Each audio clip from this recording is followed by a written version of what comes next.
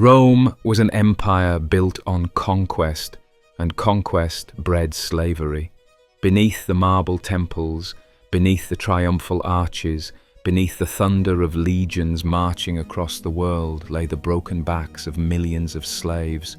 Among them, some of the most vulnerable were young boys, children torn from their families, sold in markets, branded like cattle, and forced into lives of endless toil, humiliation, and fear. The Romans celebrated freedom, libertas, as one of their highest ideals, yet their society could not function without enslaving others. For every senator debating in the forum, for every general parading in a triumph, there were countless slaves laboring unseen, cooking, cleaning, serving, farming, or fighting. And for young male slaves, the experience was especially terrifying. They were valued not only for their labor, but for their pliability, their youth, their ability to be molded into instruments of their master's will. Their lives were not their own, their childhoods were stolen, and their fates depended entirely on the whims of those who owned them. From capture to the slave markets, childhood stolen. The story of a young male slave in Rome often began far from the eternal city itself. Conquest filled Rome's markets with human lives, and children were among the most common victims. When Roman legions swept across Gaul, Hispania, Greece, or the East, they left behind not only ruins and corpses, but endless lines of captives, chained men, terrified women, and bewildered children. Imagine a boy of 10, perhaps from a small village in Gaul. He might have been playing in the fields, tending goats or helping his father when soldiers stormed in. His village was burned, his parents killed or enslaved beside him, and he was forced into a line of captives. Days, even weeks of marching followed, chained, beaten if he lagged behind, given barely enough food to survive. By the time he reached a port or a slave depot, his childhood was already gone. The Roman economy thrived on this human trade. Slave markets, fora venalia, bustled with activity, their stalls filled not with goods, but with people. In Rome itself, the Forum Boarium, once a cattle market, was also used for slaves. Children were displayed like livestock. Their age, their health, their strength, even their teeth were inspected. Traders advertised their origins on placards hung around their necks, listing their supposed skills or temperament. A young boy was prized because he could be shaped, he could learn Latin, adopt Roman habits, and serve loyally for decades. The humiliation began here. Stripped naked, inspected by strangers, poked and prodded, a boy was reduced to an object. Buyers bargained over him as though he were a mule. He had no say, no choice. One day he was a child with a family and a home. The next, he was property. Prices varied depending on origin and appearance. Greek boys were particularly valued for their intelligence, often destined to be educated as tutors or scribes. Others from barbarian regions might be bought for rougher work, farms, mines, or workshops. Some boys were purchased by wealthy families as household attendants, page boys, or personal servants for Roman children of the same age. On the surface, this seemed a gentler fate, but in truth, it was another kind of prison. The boy's entire existence became one of servitude, a life lived in the shadows of Roman privilege. The branding came next. Many slaves were marked with tattoos or hot irons, burned into their skin to signify ownership. Some bore inscriptions such as "Teneo te fugitive," "I hold you runaway," a cruel precaution against escape. For a child, the searing pain of the iron was not only physical, but psychological. It told him that he would never again belong to himself. Once purchased, a boy's life diverged depending on his master's will. Some were sent to rural estates where they labored as shepherds, stable boys, or field hands. There, the work was grueling, the discipline harsh, and the isolation crushing. Others were brought into the heart of Rome itself to serve in grand villas where marble floors gleamed and banquets overflowed with food they could only serve, never taste. But even in the most fortunate households, a young male slave lived under constant fear. A single mistake, dropping a dish, failing to respond quickly enough, even glancing the wrong way, could bring beatings, humiliation, or worse. Roman law gave masters absolute power over their slaves. A boy could be whipped, branded again, mutilated, or killed with no legal consequence for the master. He had no rights, no recourse, no future. What made this existence so terrifying was not only the violence but the unpredictability. A boy might be treated kindly one day, allowed to play with his master's children, even educated alongside them. The next, he could be beaten bloody for some minor error. His entire life depended on moods and whims beyond his control. For many, the only constant was fear, and yet fear was not the end of their suffering. Some boys were singled out for darker fates, trained for the arena as gladiators, forced into the brutal labor of mines, or subjected to the vile appetites of their owners.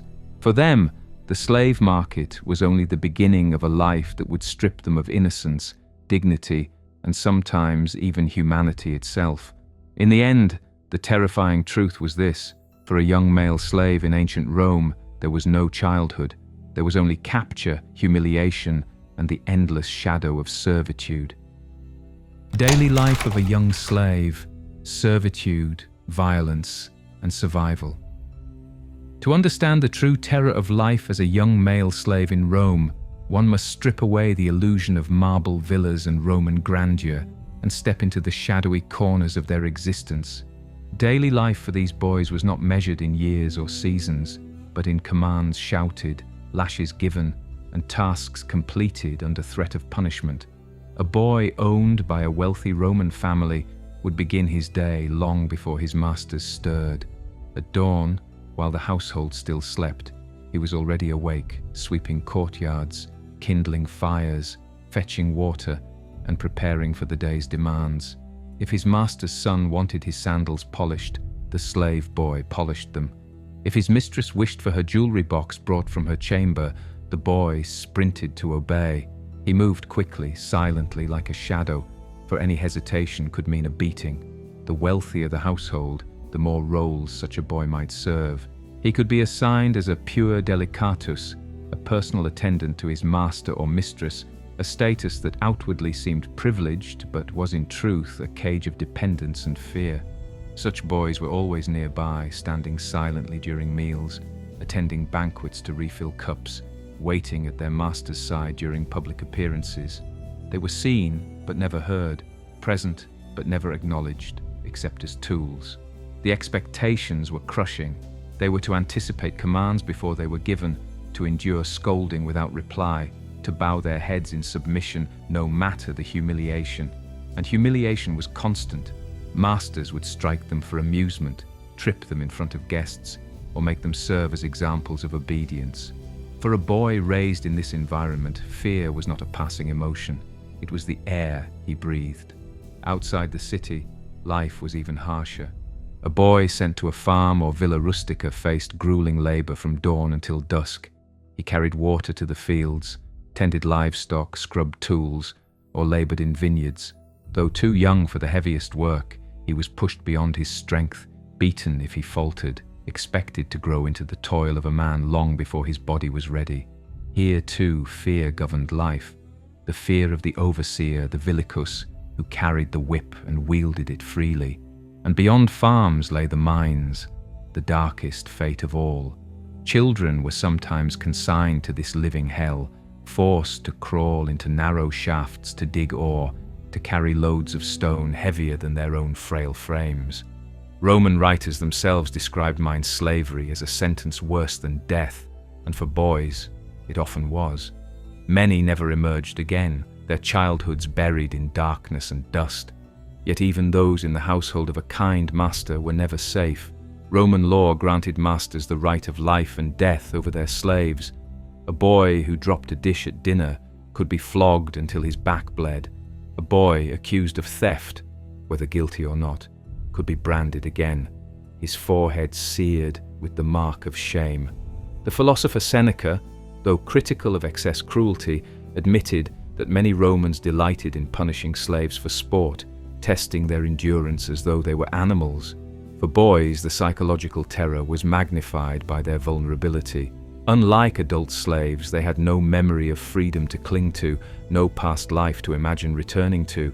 They grew up knowing only fear, only submission, only the constant reminder that they were property. The Roman poet Juvenal mocked masters who grew angry at the slightest offense, saying, "One servant's cough spoils the flavor of the master's wine." Such words hint at the impossible standard boys were forced to meet: silence, perfection, invisibility. The punishments were ritualized. Whippings with leather thongs embedded with bone or metal were common. Sometimes boys were forced to carry heavy chains as a mark of disgrace. In extreme cases, they could be crucified, a fate reserved for those accused of rebellion or repeated escape attempts. The looming knowledge of such punishments hung over their every movement, every mistake, every breath. But perhaps the most terrifying aspect of their daily lives was the unpredictability. A master might show kindness one moment, only to erupt in violence the next. A boy who thought himself favored could be sold overnight, torn from whatever fragile connections he had formed, thrust into a new household with new dangers. He had no security, no permanence, nothing but the constant dread of change.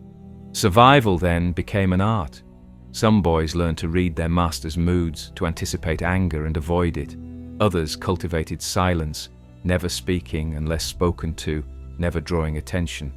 Some sought small comforts, a crumb of bread stolen from the kitchen, a few whispered words exchanged with another slave, moments of humanity in a world that denied them their very personhood. Yet even survival carried its own fear, for survival meant enduring, and enduring meant submitting to a life that erased them. To wake each day as property, to know that one's body and soul belonged entirely to another, was a terror beyond the whip and the chain.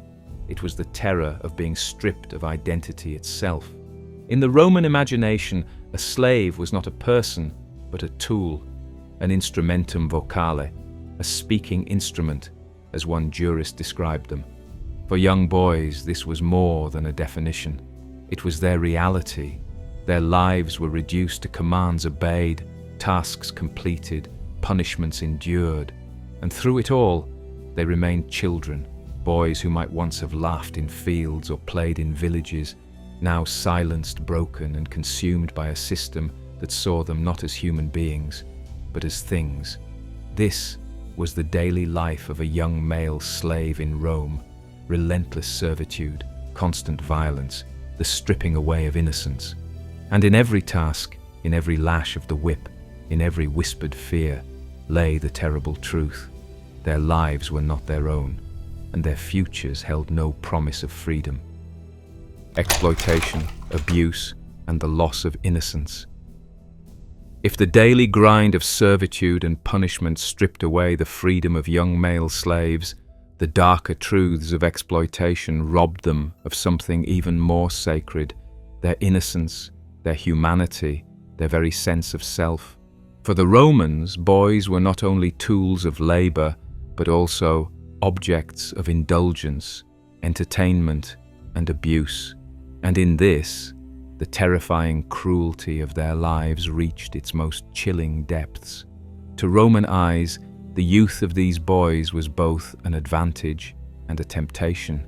A young slave could be trained, shaped into a servant, a scribe, a gladiator, or a household attendant. But his very youth also made him vulnerable, easy to control, incapable of resistance. Roman households often used boy slaves as attendants to other children, shadowing their young masters, fetching toys, carrying school tablets, or accompanying them to lessons. Yet even here, the boy was never a playmate. He was a possession, a reminder of inequality that children of Rome absorbed from the earliest age. Beyond household duties, exploitation often took a far darker form. The Romans had few qualms about using slaves for sexual gratification, and young boys were among the most vulnerable. Wealthy men often sought out attractive boy slaves for personal use. and the pure delicatus became notorious not just as a page boy, but as a victim of abuse. Purchased specifically for beauty, dressed in fine clothes and paraded as ornaments, these boys were outwardly pampered but inwardly trapped in lives of violation. Roman writers mention such boys casually, as though they were luxuries no different from silver goblets or exotic spices. The poet Martial sneered about masters who flaunted their pretty boy slaves. Juvenal condemned the moral corruption of those who bought children for pleasure.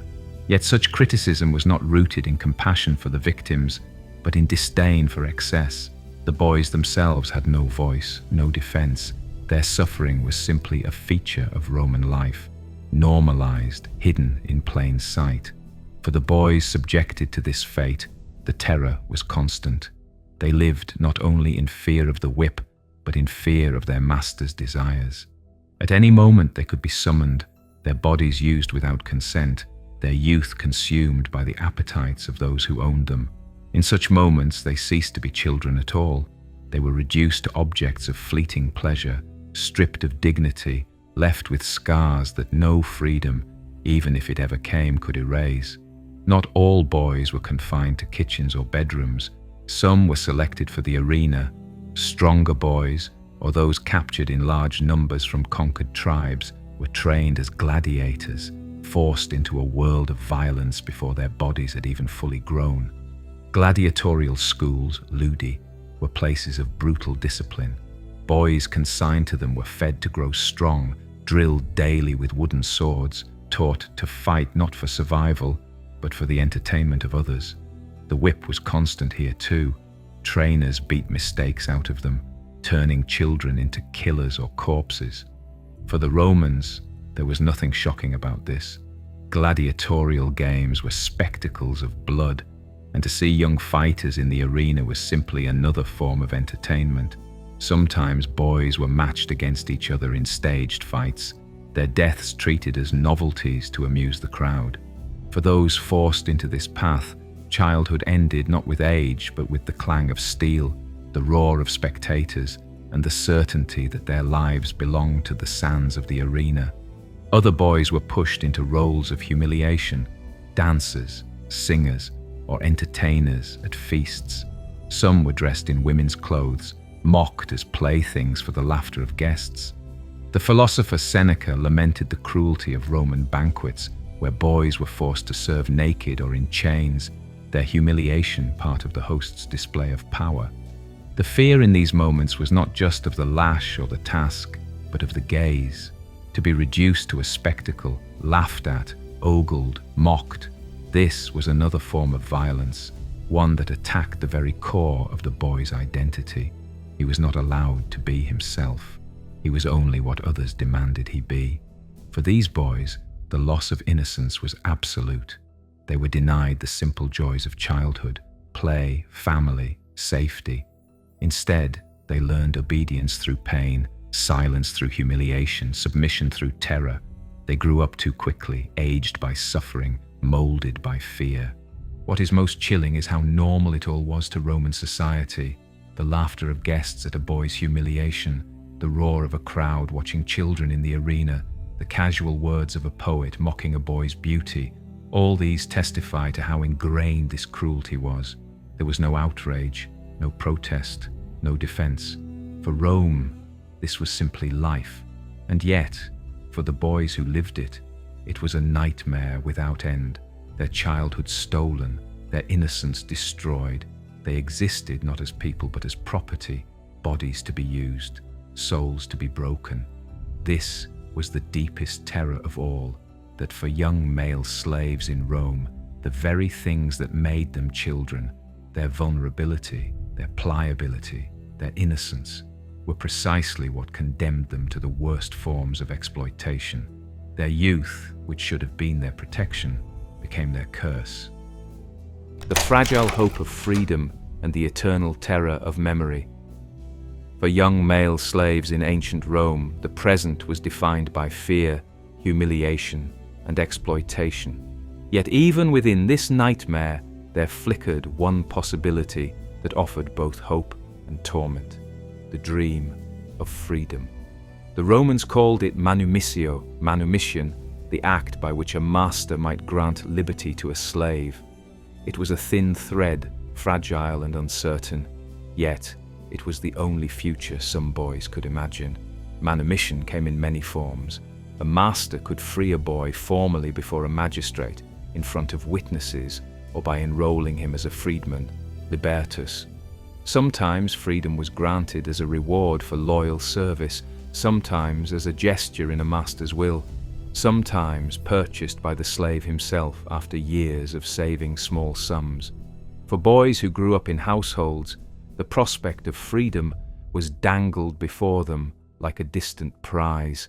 If they served well, if they obeyed without question, if they endured their humiliations, perhaps one day they would be rewarded.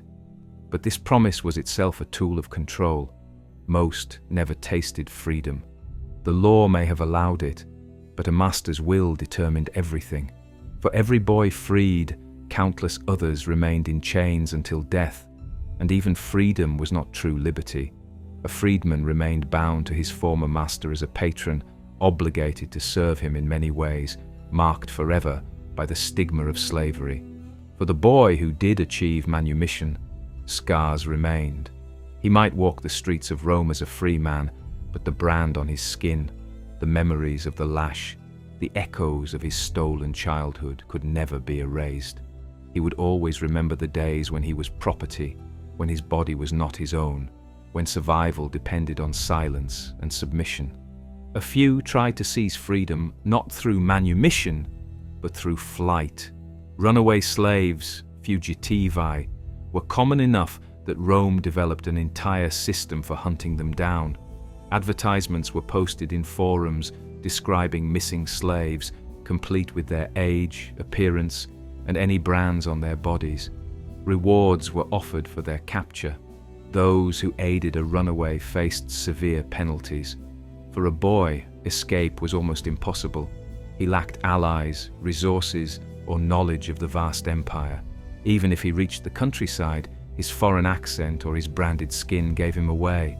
Those caught faced brutal punishments, whippings, branding on the forehead with the letter F for fugitivus, or crucifixion as a public warning. To run was to gamble one's life against impossible odds, and yet some still tried, a desperate testament to the unbearable weight of slavery. For most, there was no escape, no future, no freedom. Their childhoods dissolved into years of obedience until they grew into men still chained to the same fate. The terror of their lives was not only in the whip or the violation, but in the slow, grinding certainty that they would never be anything more than property. And so, when we look upon the ruins of Rome today, its broken columns, its crumbling amphitheaters, its silent forums, we must remember not only the emperors and generals who strode those stones, but the nameless boys who scrubbed the floors, who fetched the water, who served at the banquets, who died in the mines. Their voices are lost, but their suffering echoes, for in their lives we see the darkest truth of Rome, that beneath its glory it was a world built upon the terror of children. Until next time, Vale, farewell.